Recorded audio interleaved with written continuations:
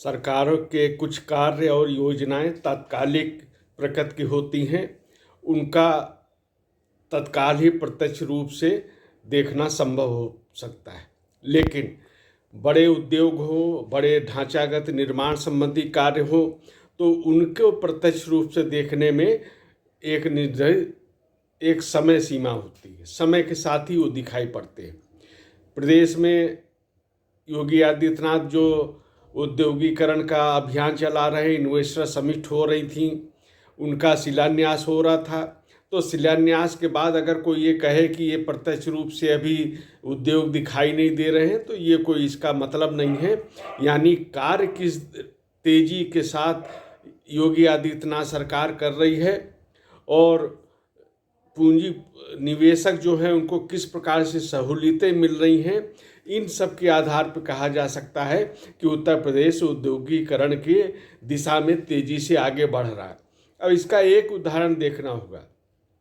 19 तारीख को प्रधानमंत्री नरेंद्र मोदी ने चौथी इन्वेस्टर जो समिट है उसके ग्राउंड ब्रेकिंग सेरेमनी का ये उन्होंने उद्घाटन किया और 20 तारीख को लखनऊ के सरोजनी नगर में अशोक लीलैंड कंपनी के इलेक्ट्रिक वाहन संयंत्र का भूमि पूजन हुआ। यानी ये एकदम से नहीं हुआ। इसका मतलब है कि पिछले काफ़ी समय से योगी आदित्यनाथ की सरकार उद्योगों के लिए ज़मीन भी व्यवस्था कर रही है और सभी प्रकार की सुविधाएं हों, और ऐसा पूरे प्रदेश में चल रहा है। तो ये जो भूमि पूजन हुआ, ये एक संयंत्र का ही पूजन नहीं है, बल्कि एक प्रदेश में किस प्रकार से योगी आदित्यनाथ औद्योगिकरण के लिए प्रयास कर रहे हैं उसको भी इसमें देखा जा सकता है। यहाँ से जो इलेक्ट्रिक वाहन है उनका उत्पादन होगा। योगी आदित्यनाथ ने कहा भी कि प्रदेश और देश का बाजार इस संयंत्र के पूरे होने की अभिलाषा कर रहा है। हिंदुजा ग्रुप ने एक डबल डेकर बस की चाबी भी योगी आदित्यनाथ को सौंपी।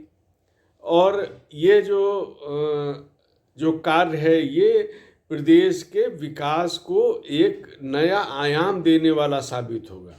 योगी आदित्यनाथ ने उसका उल्लेख भी किया कि किस प्रकार जो इलेक्ट्रिक वाहन हैं उनके लिए सरकार ने एक प्रोत्साहन की नीति बनाई है।